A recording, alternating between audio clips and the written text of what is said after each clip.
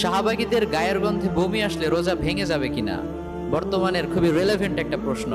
Comment section থেকে শুরু করে সব জায়গায় এই প্রশ্নটা করা হচ্ছে। তো এটার উত্তর হচ্ছে লা ইউকাল্লিফুল্লাহু নাফসান ইল্লা উসআহা। মানুষকে সাধ্যের বাইরে কোনো কিছুই আল্লাহ চাপিয়ে দেন না।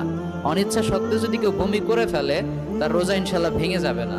আবার বিশ্বনবী হাদিসে বলেছেন ইন্নাল্লাহা তাজাওয়াজা লি আন উম্মতি আল খাতাওয়া ওয়ান নিসিয়ান ওয়া মাস্তুকরিহু আলাই। বিশ্বনবী বলেন, আমার উম্মত যদি ভুলবশত অনিচ্ছা কোনো অন্যায় করে ফেলে, এটার কারণে আল্লাহ তাআলা তাকে কোনো গুনাহ দেন না। সুবহানাল্লাহ বিহামদি। তো এজন্য অনিচ্ছা সত্ত্বেও যদি বমি চলে আসে, এটার কারণে রোজা ভাঙবে না ইনশাআল্লাহ। তবে যার কাছে গেলে আপনার বমি আসার চান্স আছে, আপনি তার কাছে কেন যাবেন? তার কাছ থেকে অলওয়েজ নিরাপদ দূরত্ব অবলম্বন করবেন। ওয়ালা তুলকু বিআইদিকুম ইলা তাহলুকা। জেনে শুনে কেন নিজেকে আপনি ধ্বংসের দ্বার প্রান্তে ঠেলে দিবেন? এটা কখনোই কাম্য নয়।